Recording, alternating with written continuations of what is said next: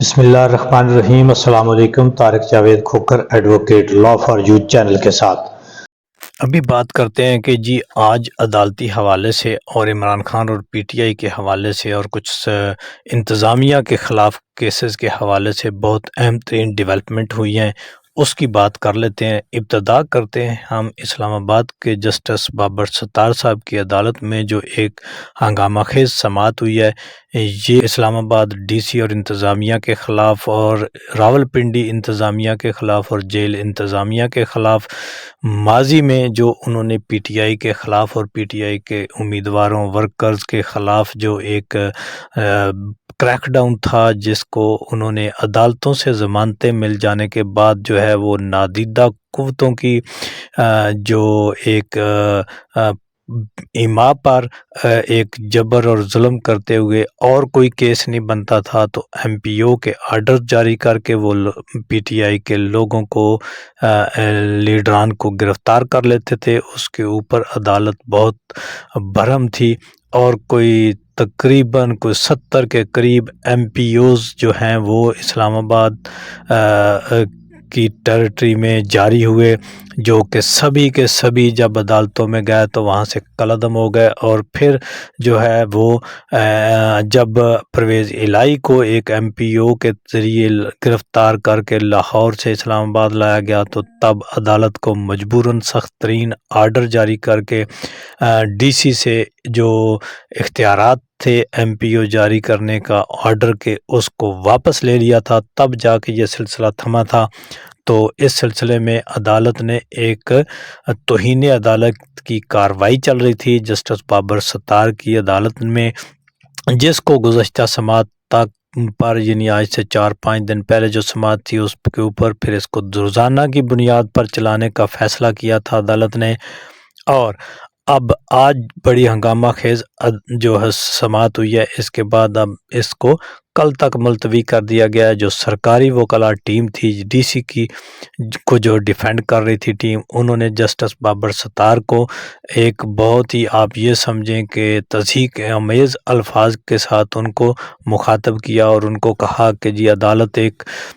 خاص مائنڈ کے ساتھ جو ہے وہ ہمارے خلاف ٹرائل کرنے جا رہی ہے، لیکن اور ہمارے کیس کو ٹرانسفر کر دیا جائے، ہم آپ نہیں سن سکتے اس کیس کو،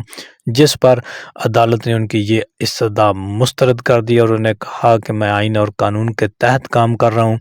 عدالت جو ہے وہ آئین اور قانون کے تحت کام کر رہی ہے، اور اگر آپ اس کو تبدیل کرانا چاہتے ہیں تو کوئی لیگل وے آپ اختیار کریں اور جائیں کرا لیں، لیکن میں اس کو ٹرانسفر نہیں کروں گا اور میں اس کو آئین اور قانون کے مطابق چلاؤں گا۔ دوسری طرف جو عدالت میں پھر وکلاء کی اب دیکھیں نا جی سرکاری وکلاء کی ٹیم یہ کہہ رہی ہے اور وہ مان گئے ہیں کہ جی انتظامیہ جو ہے وہ پریشر کے تحت کام کر رہی ہے، تو اس کے اوپر بابر ستار صاحب جو ہیں وہ بڑے، کیونکہ وہ بڑے اپرائٹ جسٹس ہیں، آئین اور قانون کے مطابق وہ فیصلے کرتے ہیں، تو انہوں نے کہا تو اس کا مطلب ہے کہ یہ تو پھر آپ کہہ رہے ہیں کہ جی جو عدالت ہے وہ کسی اور کا اعلیٰ کار بنی ہوئی ہے۔ تو اس کے اوپر پھر گرما گرمی ہوئی وکلاء ٹیم اور جو سرکاری وکلاء ٹیم اور جسٹس بابر ستار کے درمیان جو ہے وہ تھوڑے جملوں کا تبادلہ بھی ہوا۔ تو اس کو اگر دیکھا جائے تو یہ ایک ہٹ درمی ہے اور ایک انفلوئنس کرنے کی طرح انہوں نے عدالت کے اوپر ایک پریشر ڈالنے کی کوشش کی ہے۔ دیکھیں جو سرکاری وکلاء ہیں وہ پرائیویٹ طور پہ بھی حکومتی لوگوں کے جو ہے وہ کیس لڑ رہے ہوتے ہیں، تو یہ ایک بڑی جو ہے وہ تشویشناک بات ہے۔ تو یعنی یہ بات تو سرکاری وکلاء ٹیم نے بھی مان لیا کہ یہ انڈر پریشر ہے، جو انتظامیہ انڈر پریشر ہے، تو بھئی انڈر پریشر ہیں تو کیا جبر اور ظلم کرنے کے اوپر وہ انڈر پریشر ہیں اور وہ اس کا حصہ بنے ہوئے ہیں کہ جی جو عوام پر شہریوں پر انہوں نے ظلم کرنا ہے، یہی ان کے اوپر پریشر ہے، باقی اور کوئی پریشر نہیں ہے۔ تو اس کے اوپر جو ہے عدالت نے ان کی یہ استدعا مسترد کر کے کہ کیس ٹرانسفر کرنے کی کل کے لیے رکھ دی ہے، اور جو اڈیالہ جیل کے سپرڈنٹ ہیں ان کو ریکارڈ پیش کرنے کا کہا گیا تھا، لیکن انہوں نے نہیں کیا۔ پھر عدالت نے برہمی کا اظہار کیا اور ان کو ذاتی حیثیت میں تسلیم طلب کیا، تو جب سخت آرڈر کیے تو ابھی جو ہے وہ ریکارڈ لے کے پہنچ گئے ہیں، اور وہ بہانہ یہ انہوں نے کیا کہ جو ریکارڈ کیپر تھا عدالتی اہلکار وہ چھٹی پہ تھا۔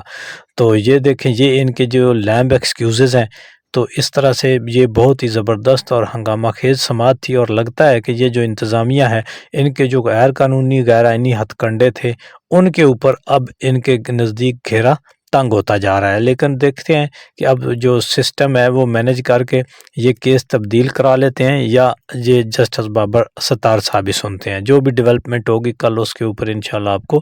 آگاہ کیا جائے گا۔ دوسری طرف جو ہے بڑی اہم ترین ڈیولپمنٹ یہ ہے کہ عمران خان کی توشہ خانہ اور 190 ملین مقدمات میں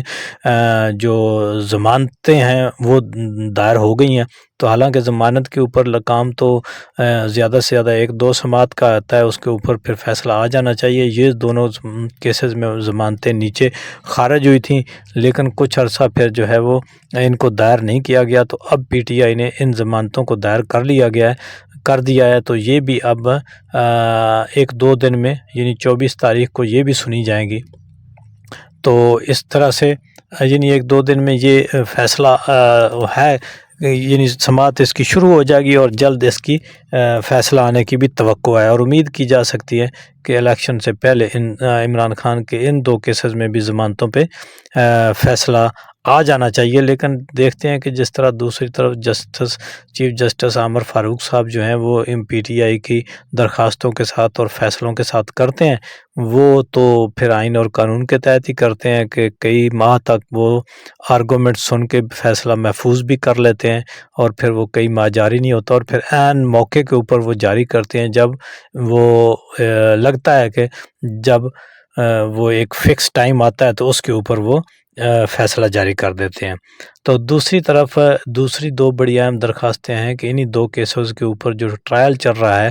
اس کو ٹرائل کو روکنے کی استدعا بھی کر دی ہے پی ٹی آئی نے۔ اب یہ 2 قسم کی، یعنی 4 قسم کے 2 مقدمات میں 4 قسم کی مختلف درخواستیں جو ہیں وہ اسلام آباد ہائی کورٹ میں آ گئی ہیں، اور ان کے اوپر سماعت اب شروع ہو چکی ہے۔ اس کے اوپر جو ڈیولپمنٹ ہوگی وہ بھی آپ کو بتائیں گے، یعنی ایک تو توشہ خانہ اور 190 ملین دونوں مقدمات میں ضمانتیں جو خارج ہوئی تھیں نیچے، وہ اب اسلام آباد ہائی کورٹ میں پی ٹی آئی نے عمران خان کی دائر کر دی ہیں ضمانتیں، اور توقع ہے کہ الیکشن سے پہلے، ویسے آئین اور قانون کے تحت تو آ جانا چاہیے فیصلہ، لیکن اب دیکھیں کہ اس کے اوپر کیا ڈیولپمنٹ ہوتی ہے۔ دوسرا، دونوں کیسز کے، یعنی توشہ خانہ اور 190 ملین کیسز کے جو ٹرائل چل رہے ہیں، ان کو روکنے کے لیے جو ایک غیر آئینی غیر قانونی طریقے سے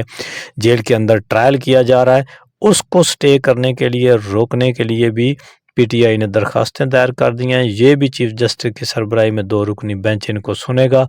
دیکھتے ہیں کہ اس کے اوپر مزید کیا ڈیولپمنٹ ہوتی ہے۔ جو بھی ڈیولپمنٹ ہوئی وہ آپ کے ساتھ شیئر کی جائے گی۔ آج کے لیے اتنا ہی۔ پاکستان زندہ باد۔ اللہ حافظ۔